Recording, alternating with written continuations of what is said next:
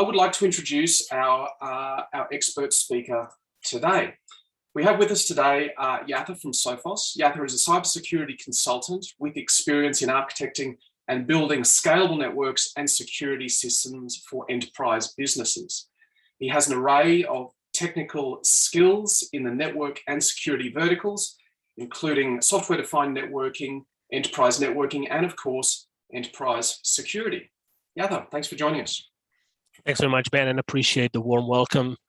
And I'd just like to extend welcome to everybody joining us in the webinar. I know there are a lot of virtual webinars these days, so hopefully we're going to make this one interesting for you.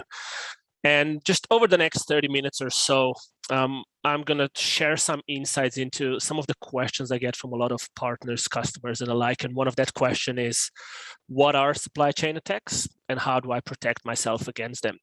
So we're going to look into some of the most common attacks we see these days, as well as dive deeper into one of the largest supply chain attacks we've seen in the last few years. So without further ado, let's kick this off. To start with, for those of you who don't know Sophos, I'm just going to share a bit of who we are. We've been around for, well, just short of 30 years now, founded in Oxford, UK, which is where our headquarters are still to this day. And we have over 100 million users, over 150 countries. So we do see a lot of things out there, and it's important that that information is shared with our customers and partners, because making you secure makes our job a bit easier as well. And the way we do that, we sort of have three principal guidelines. Is that our solutions are predictive, which means regardless of the time and the threat landscape, that you do get the best of breed of protection. But it also has to be very adaptive to what is happening these days. And as you'll see in some of the later slides, it is important that those solutions do talk together. We used to all be very accustomed to security in depth with different products and different vendors, but more and more people are now acknowledging that visibility across all of your security estate is very important. Funny enough, I will start with a bit of good news, which is a fairly rare occurrence when discussing cybersecurity. So this chart is from Verizon's data breach report, which was published towards the end of last year, so very much in the post-COVID era. And it showed that in 2016, about 2/3 or just over 2/3 of attacks took months to detect, which means that during that time, whoever was in your environment could do whatever they wanted. They could traverse the network, they could slowly exfiltrate the data. Funny enough, just 3 years later, that number has dropped by just over a quarter of breaches. It's still high, but a vast improvement. Now, on a face value, this looks like a very positive news, but before we start congratulating ourselves, the reality is a bit different. In 2016, the trends for the threat landscape was, I'm going to get your data, which means I will slowly exfiltrate your personal information, your intellectual property, your passwords, your emails, etc., which takes time and has to be done very subtle. Unfortunately, what we've seen in the last 18 or so months, the predominant threat landscape is, I guess, populated with ransomware. And the key of ransomware is get in fast, get encryption fast, which means it gets detected pretty fast because it gets a very quick return for the buck. And that is the unfortunate reality of the situation we live in. So how do we attack this? Well, one thing that a lot of organizations, and we are not different in that respect, you have to align yourself with some sort of a framework to know from a process standpoint, what are you going to do in cybersecurity? So we as an organization, we look at the three pillars of the NIST cybersecurity framework, which is the protection, detection, and response, because that is sort of what we do as an organization. And in the protection, it's, a lot of organizations have spent a lot of money and they have solutions and they have products and they have in fact achieved a very high maturity level of implementing multiple security controls.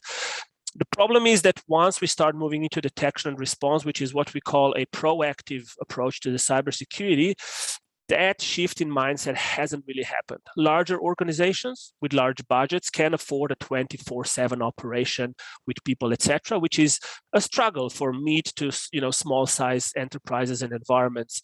And it is hard to dedicate that amount of time to just cybersecurity. So what do we see as an organization, a global security vendor, in terms of what a cyber attack looks like these days? Well, they pretty much all look the same. They always start with the infiltration, and that's the initial agenda of any cyber criminal, is to find a way to infiltrate into your environment. Funny enough, the main method these days is still phishing emails. People are susceptible to emails if they're crafted well enough. I'm not going to lie.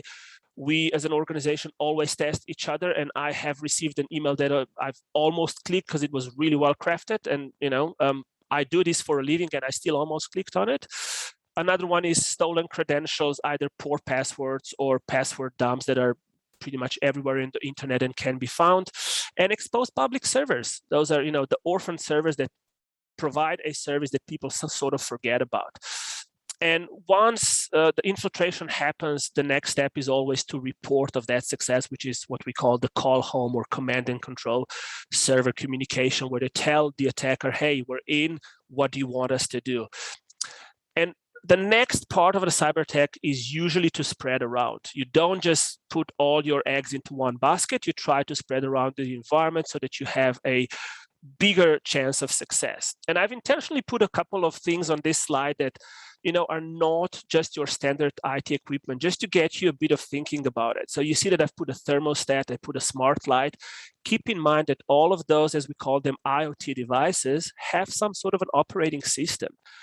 And unlike Windows, Linux, desktops, laptops, servers that can be protected with software, those usually do not have a way to protect themselves in such a way. Yet they still can present a tool for a cyber criminal to use against you. And obviously, the last part of a cyber attack is either to steal information, which we still see a lot because that information can be used on a further attack down the road, or act on an objective. And unfortunately, this objective these days is mostly install some sort of ransomware and then collect data and try to extort you to give you that data back, or to give you, unencryption keys for the ransomware that was deployed. So out of those cyber attacks, what is a supply chain attack? Well, supply chain attack looks exactly like this. It's slightly different that it doesn't go essentially after you as the organization. It goes against somebody that you trust inherently as your supplier. So a supply chain attacker is not going to be attacking you as an organization. What they'll do is they'll try to deploy an attack against your third-party supplier who provides a service to you, who you trust, and that sort of daisy chains into a supply chain attack. Now, funny enough, and I'm sure majority of you will agree, regardless of the size of an organization, everybody is either forming a supply chain or has a supply chain providing services or products or anything as such to them. And based on the research that Vance and Byrne has done, a average number of suppliers for a small or a medium-sized business is usually around 3. And out of those, 1 of 10 ransomware victims said that it was a part of a third-party supplier attack. So the supply chain attacks are an actual and reasonable threat that we need to address. And some of the types of supply chain attacks that we see, as I've mentioned already before, phishing is still one of the most common attack vectors because you as an organization might be well educated about security awareness and phishing emails. Your suppliers might not be. So they use third parties with a phishing attack to then use that as a springboard to infiltrate into your system. The next one, which we will probably spend a bit more time on today, is a bit more comprehensive and I'd say a fair bit more dangerous, and that is a software update attack. It's a more sophisticated supply chain attack where hackers will infiltrate a company that provides some sort of a software or a solution to you.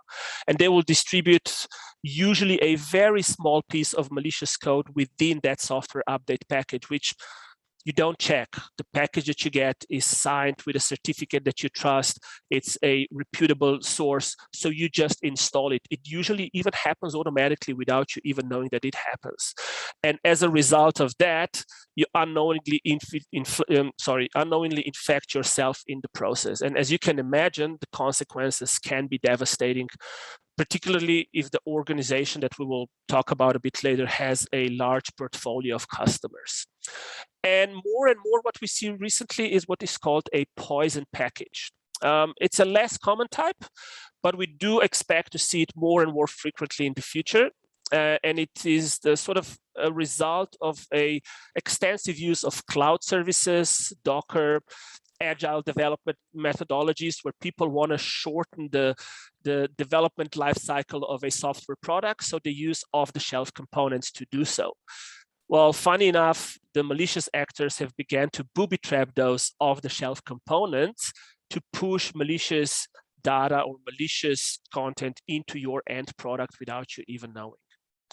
So let's have a look at the, some of the main attacks from a supply chain that we've seen in the last year, and I'm sure you probably know or heard of all of them.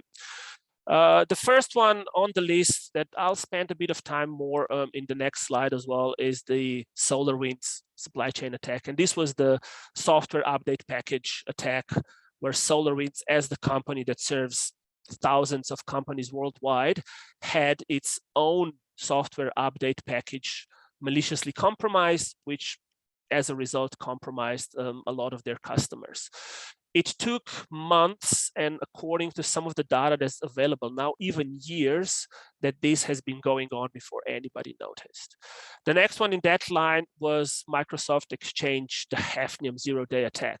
Now, the problem with that is that while we might not consider Microsoft as a supply chain, it is the de facto mail server of choice for majority of organizations. So whilst you might not see Microsoft as your direct supplier, the fact that you use their services makes them part of your supply chain.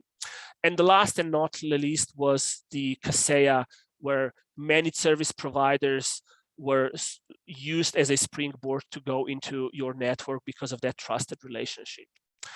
So let's have a bit of a look at the SolarWinds, the case study, just so that you understand what actually happened and how long it took for people to pick that up. It was in sort of late 2020. The dates on this slide show are in American format. Apologies for that. So this is taken from an American source. But in the late 2020, it was discovered that the SolarWinds, their Orion product has been compromised. And that discovery, I'm sure you've seen, created headlines all over the globe, thrusting the vulnerability of supply chain security into the spotlight. Apparently, it has impacted over 18,000 customers worldwide. And we are not talking small customers, we're talking Fortune 500 companies that use their products. What happens is that the attackers or the hackers manage to insert malicious code, a very tiny piece of malicious code, into their infrastructure monitoring management platform called Orion. And that was initially done in 2019, in September in 2019. And then they tested it a bit in their environment, see if they were going to be picked up. They weren't, and they stopped testing. And then a few months later, they actually injected that into the update packages, which were pushed out around April 2020. So the attackers had about 6 months of nobody knowing anything about this attack at all. So the first information about it was sort of known in mid of December last year. And it's, 6 months is a long time to have a full elevated access to your environment. The success of that attack gave actors a wide range of access to corporate and government informational system. And it has already resulted in an uncalculated volumes of data theft that we're slowly uncovering as we go. We as a global security vendor are part of the organizations that sort of form a task force to identify the scale of this attack. And even months and months later, we don't know the entire scale of this attack because it's just not known. Now, it would be easy to say that we in cybersecurity industry are making this easy for you. Well, we're not. And the next slide is going to show you why we're not making this easy for you. Because cybersecurity is one of the more fragmented industries in the world, and I think you'll probably all agree with that. There is a lot of consolidation of vendors. In fact, Sophos has in the last 6 weeks or so bought 3 companies, 3 startups. But for every startup that we buy, there are probably 5 that come up, independently at the same time. So that dynamic of innovation is great, but it's not great for integration. So it makes it hard to integrate and innovate at the same time, because startups are just popping up and disappearing, and it's a very fragmented industry. So what do we do about supply chain attacks? It's not all bad. There are ways and there are means to address this, and it's an endless, almost a loop type approach. So one of the things that you need to do is you need to start monitoring for early signs of compromise, which means you look at the things that your own tools that you use are being used against you. It's called leaving of the land. And this means that the attackers are going to use tools that you're familiar with, that you trust, that you're happy to use against you, because you inherently trust those tools. It means that nobody's going to look at them when they're being used in an unusual way. So an example of an early sign of compromise is me using corporate environment at 2 a.m. in the morning, when 6 months before that, I was asleep every time at 2 a.m. in the morning. So that is out of the normal, and somebody should pick this up. Somebody looking at surveillance systems, which are part of the physical security environment, is an unusual method as well. So those are the things that you should be looking at. Obviously, it may sound obvious, but the next one on the list is absolutely each one of you should do an audit of your supply chain. And by audit, I mean you should map out a list of all the organizations you're connected to. And there are probably more than you think. And you will also, by doing that exercise, you'll be able to identify any weak links. So, organizations that might be more susceptible to cybercrime. Some of the third parties that you might be using are managed service providers, cloud providers, finance providers, legal, cleaning, logistics, labor. You might be renting offices from somebody that then provides a cleaning of those offices by a third party, which means they are part of that same supply chain. So doing an audit of that is very important, and understanding who has potential access to your environment. And then when you do that, you also assess the security posture of that supply chain. And one of the easiest way to assess security posture is clearly some sort of alignment with a security framework, some sort of a certificate such as ISO 27001, HIPAA in health organization, SOC type 2 compliance if it's a cloud provider, so things like that. GDPR if you're working extensively with overseas companies. So those are some of the security posture proofs and identifications that your providers can give to you. And you constantly have to review your own posture as well. So this is very, very important. It is important to know the posture of your suppliers, but it is critical in safeguarding against supply chain attacks to not neglect your own cybersecurity hygiene.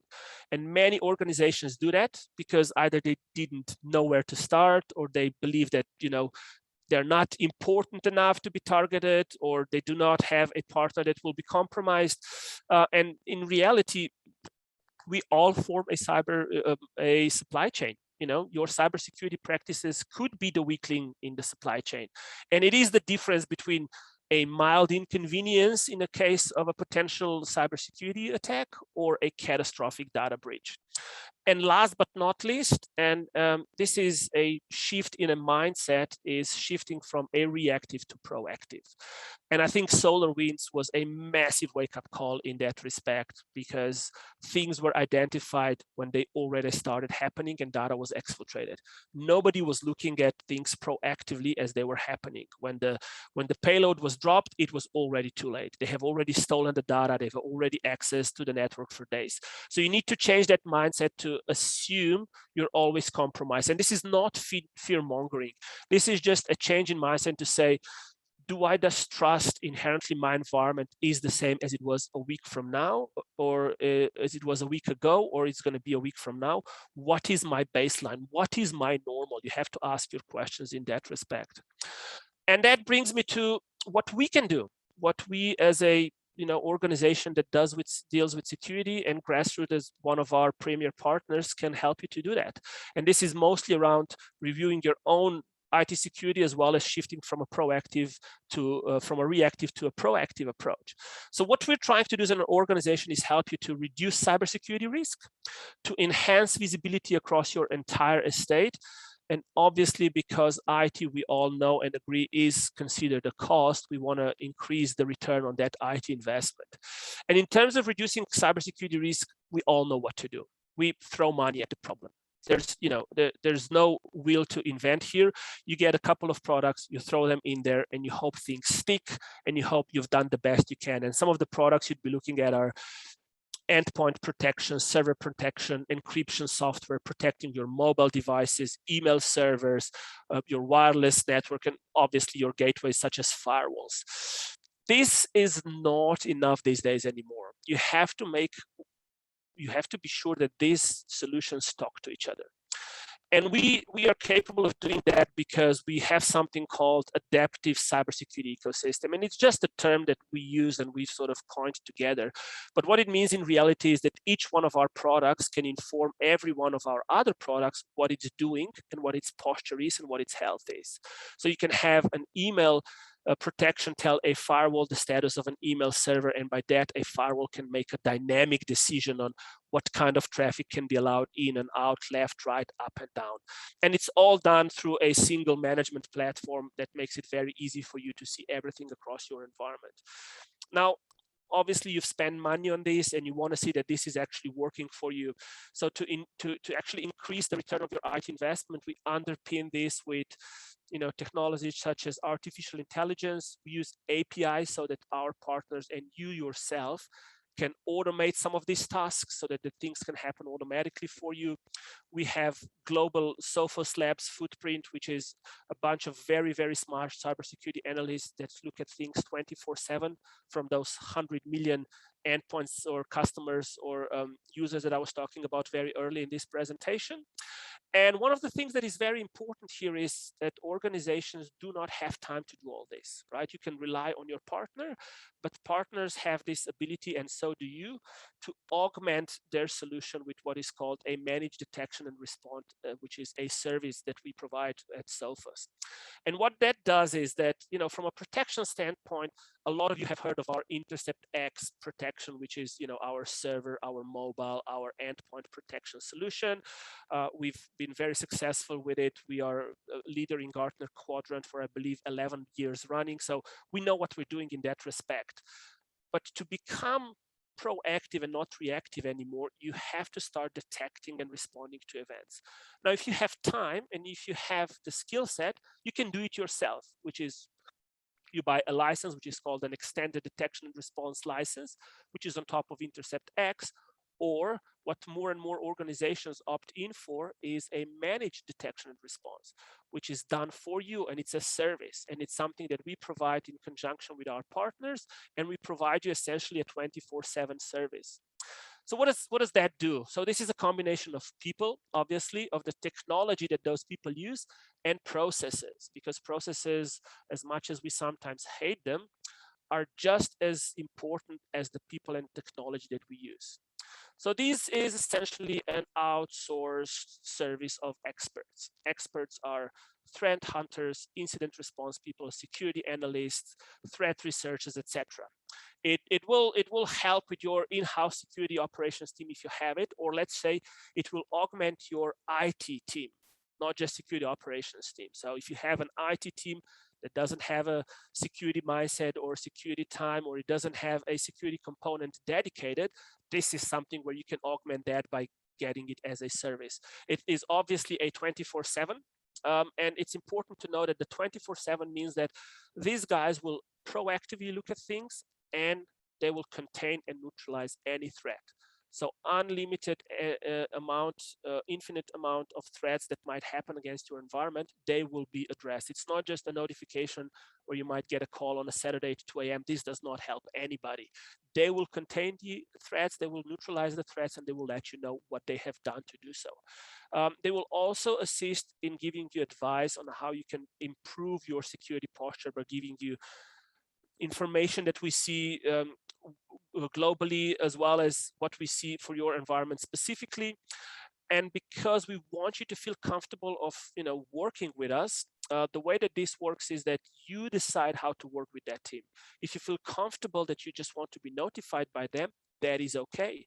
You can collaborate where they do a part of the work and you do another part if you don't have a fully fledged trust in them. And over time, you can even say, hey, I fully trust you. I will authorize you to contain, neutralize, and let me know what has happened so that I can address the root cause of these attacks. And with that, ladies and gentlemen, I will thank you for your time, and I will sort of give it back to Ben for some remarks and any questions if there were. Thank you very much.